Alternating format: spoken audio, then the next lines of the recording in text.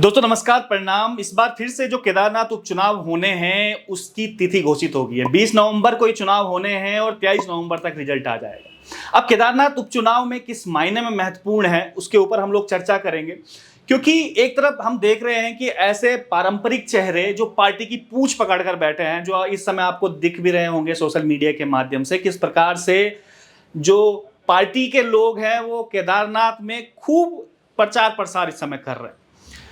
अब ये लोग ये सोचकर चल रहे हैं कि पार्टी जब टिकट देगी तभी जनता की सेवा कर पाएंगे। अब दिन रात कभी वो दिल्ली की दौड़ लगा रहे हैं तो कभी इन शीर्ष नेताओं की आवभगत में लगे हुए हैं। आपने सोशल मीडिया के माध्यम से कई ऐसे नेताओं की फोटो भी देखी होगी, क्योंकि उनका मानना यह है कि भैया पार्टी टिकट देगी तो जीत फिर सुनिश्चित है, चाहे वो भाजपा दे चाहे कांग्रेस दे, क्योंकि फाइट इन दोनों के बीच ही होनी है, क्योंकि आज तक ये इतिहास भी रहा है। पर ऐसे में केदारनाथ उपचुनाव में एक निर्दलीय प्रत्याशी पत्रकार त्रिभुवन चौहान, जो आपने नाम भी सुना होगा, शायद हो सकता है कि जो दिल्ली के जितने भी रहने वाले हैं या दिल्ली के लोग हैं या उत्तराखंड के मैदानी इलाकों की जो लोग हैं उन्होंने शायद ये नाम नहीं सुना होगा, लेकिन उत्तराखंड से सरोकार रखने वाले जो यहाँ के मूल निवासी हैं और जो केदारनाथ घाटी के जो लोग हैं उनके लिए कोई नया नाम नहीं है त्रिभुवन चौहान, क्योंकि अमूमन त्रिभुवन चौहान सुदूर इलाकों में पत्रकारिता करते हुए नजर आ जाते हैं जहां पर कोई शायद ही पत्रकार जा पाता है, और कई सालों से वो इस प्रकार से पत्रकारिता भी कर रहे हैं। ऐसे में जो त्रिभुवन चौहान है उनका केदारनाथ घाटी से विधानसभा से ताल ठोकना कहीं ना कहीं भाजपा और कांग्रेस के लिए सरदर्द तो बना ही हुआ है। हालांकि अगर वैसे आप नॉर्मल बात करेंगे तो बीजेपी और कांग्रेस के निर्दलीय प्रत्याशी को हमेशा हल्के में आंकते हैं, जो उत्तराखंड का इतिहास भी रहा है, क्योंकि निर्दलीय प्रत्याशियों को शायद यहाँ की जनता ने इतना पसंद किया। लेकिन कुछ समय से अगर आप देखेंगे तो यहाँ की डेमोग्राफी में चुनाव के मद्देनजर काफी चेंजेस आए हैं। अभी हाल ही के चुनाव की मैं बात करूं, जो संसदीय चुनाव हुआ है वहां पर एक निर्दलीय प्रत्याशी बॉबी पंवार, आपने नाम सुना होगा, जो बेरोजगार संघ के भी अध्यक्ष हैं, उन्होंने 1,68,000 से भी ज्यादा वोट लाकर भाजपा कांग्रेस को एकदम से चौंका दिया। जो भाजपा और कांग्रेस के लोग ये कह रहे थे शुरुआत में कि जो बॉबी पंवार चुनाव लड़ रहे हैं उनकी जमानत तक जब तो जाएगी, मुश्किल से 5,000 या 10,000 उनको वोट मिलेंगे, लेकिन जैसे ही रिजल्ट आए उसके बाद सबकी आंखें खुली की खुली रह गई।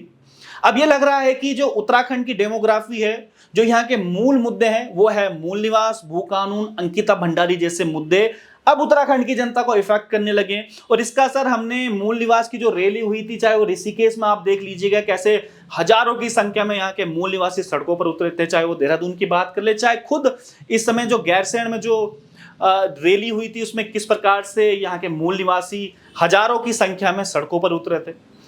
अब केदारनाथ की बात करें तो केदारनाथ का जो मूल निवासी है उन पर भी जो उनके रोजगार पर सरकार द्वारा अतिक्रमण की आड़ में, आपने कई वीडियोज भी सोशल मीडिया के माध्यम से देखी होगी, जिस प्रकार से डाका डाला गया। ऊपर से जो सरकार से पंडा पुरोहित नाराज है। दिल्ली में केदारनाथ धाम बनाने की जो बात की थी, खुद मुख्यमंत्री यहाँ के शिलान्यास करके आए थे, उसके बाद बैकफुट पे आना पड़ा क्योंकि जनता के अंदर इतना आक्रोश था। और इसके साथ साथ जो केदारनाथ की मैं बात करूं, एक बड़ा मुद्दा रहा है जो पीतल से सोना बन गया, उसकी बात शंकराचार्य ने भी की थी। तो ये बड़े मुद्दे इस समय केदारनाथ में है, और जो सत्तारूढ़ पार्टी है तो कहीं ना कहीं नेगेटिव में ये पूरा मामला जाने वाला। ऐसे में जो त्रिभुवन चौहान है ये खुद केदार घाटी से आते हैं, और ऐसे में इन्होंने जो ताल यहां पर ठोकी है इसे तो बिल्कुल भी मेरे ख्याल से हल्के में तो पार्टी नहीं ले रही होगी, चाहे वो भाजपा हो चाहे वो कांग्रेस हो, क्योंकि त्रिभुवन चौहान की एक संघर्ष का एक अपना लंबा इतिहास है।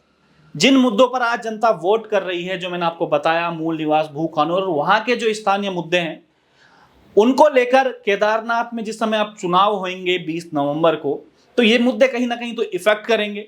और इन मुद्दों के केंद्र बिंदु हमेशा से ही जो पत्रकार त्रिभुवन चौहान रहे हैं।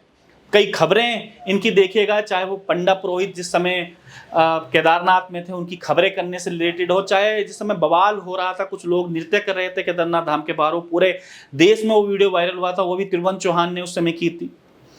और खुद त्रिभुवन चौहान केदारनाथ घाटी के गुप्त काशी से ही आते हैं, यानी कि वहां के स्थानीय मूल निवासी वो हैं।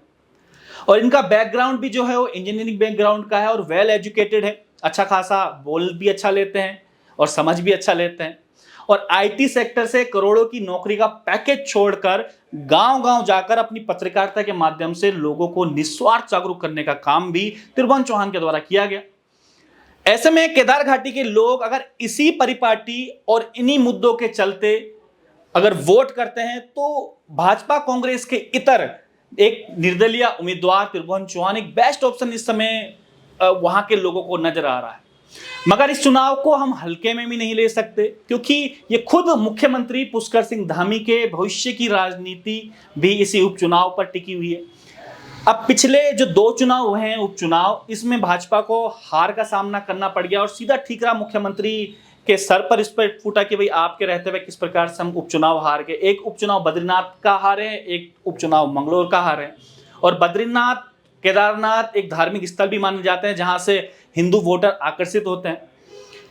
ऐसे में पूरा धनबल सत्ता का प्रभाव इस चुनाव में हमें देखने को मिलेगा।